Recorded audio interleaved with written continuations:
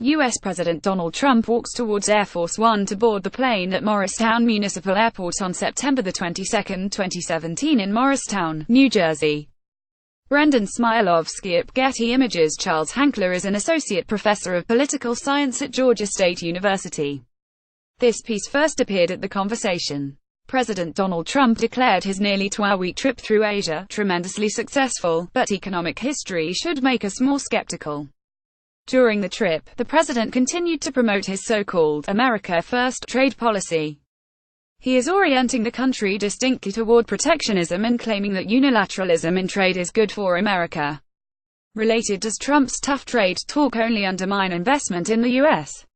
Here is the problem: President Trump's approach to trade seems to be based on a false understanding of how the global economy works, one that also plagued American policymakers nearly a century ago. The administration has forgotten an important lesson of the Great Depression, and virtually all economists agree that this could have unfortunate consequences for the U.S. and the world.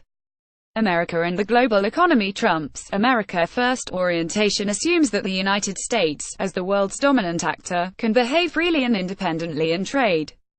Unfortunately for the administration, America's top economic position does not shield it from the dire consequences that unilateral trade policy can provoke. The constraints on U.S.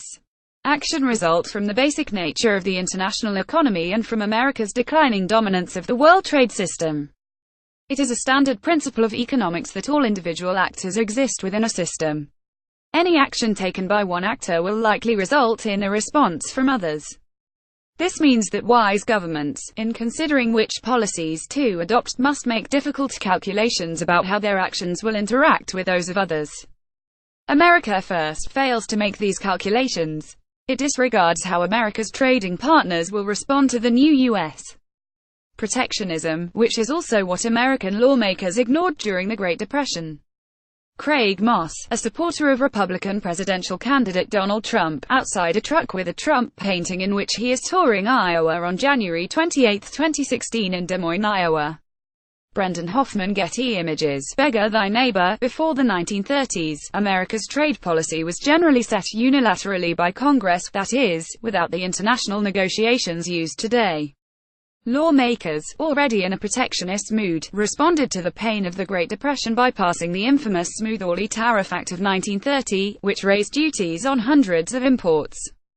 Meant in part to ease the effects of the Depression by protecting American industry and agriculture from foreign competition, the act instead helped prolong the downturn. Many U.S. trading partners reacted by raising their own tariffs, which contributed significantly to shutting down world trade. Trump was looking for a trade war. Now he has one. Fortunately, America and the world learned a lesson from this experience. With the Reciprocal Trade Agreements Act of 1934 and its successors, which granted the president authority to reach tariff reduction agreements with foreign governments, U.S. trade policy came to be global and strategic.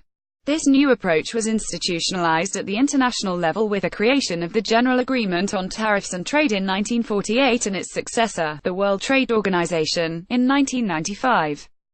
The basic principle of these agreements is reciprocity, that each country will agree to liberalize its trade to the extent that other countries liberalize theirs.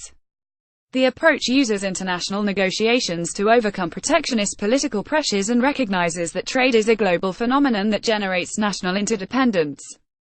Dangers of ignoring history. The dangers of ignoring history are only beginning to manifest themselves, but they can be seen in several recent developments that bode ill for us all. One of the Trump administration's first actions was to withdraw the United States from the Trans-Pacific Partnership.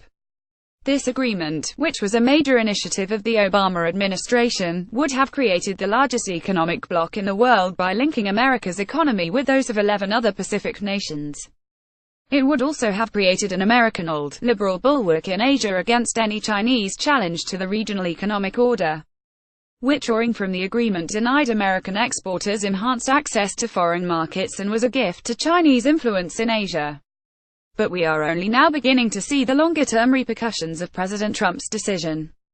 During Trump's trip, the other 11 signatories of the original trade deal, including Japan, Australia, Canada and Mexico, agreed to move forward without the U.S. This is a problem for America because it means that these countries will grant preferential market access to one another, making it harder for American companies to compete in their markets. In this Friday, Dec.27, 2013 photo, workers manufacture car dash mats at a maquiladora belonging to the TECMA group in Ciudad Juarez, Mexico. Ab photo Ivan Pierre Aguirre. American companies are already feeling the impact of what happens when they're left out of a trade deal. A recent New York Times article, for example, highlights the plight of American lobster producers whose prices are being undercut by Canadian producers in the wake of a new Canada-European Union trade agreement. If the United States is reluctant to participate in multilateral trade agreements, other countries have every incentive to do deals that exclude and even may hurt the U.S. Trump's ongoing efforts to renegotiate the North American Free Trade Agreement also pose potential dangers. The administration has a tendency to speak of renegotiation as if it can dictate the terms. But while Canada and Mexico may be more dependent on the U.S. than the U.S. is on them, an implosion of NAFTA would be devastating for many U.S. industries that rely on North American trade. Markets increasingly worry that NAFTA may not survive the negotiations. In addition to withdrawing from and renegotiating trade agreements, the administration has ramped up unilateral efforts to sanction U.S. trading partners for receiving subsidies or for dumping their products on the American market. Decisions to impose trade penalties risk blowback, as when sanctions on Bombardier drove the Canadian plane manufacturer into the arms of Airbus, Boeing's top foreign rival. The threatened imposition of sanctions on imports of solar panels may have a similar effect, damaging American panel installers and encouraging foreign retaliation. Trade needs a champion. President Trump assumes the U.S. can act unilaterally without consequences. Economic history shows this doesn't work.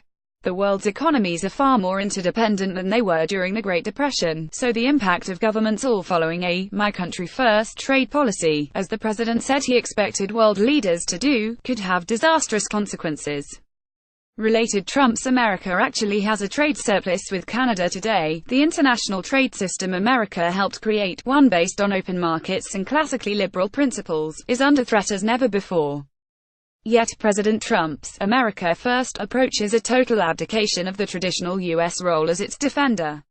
And in fact, the president is doing his best to undermine that system. In the final analysis, the Trump administration is reverting to a policy that is dangerous for the U.S. economy and for the international system. If the U.S. abdicates, China may be the only country that can take the reins.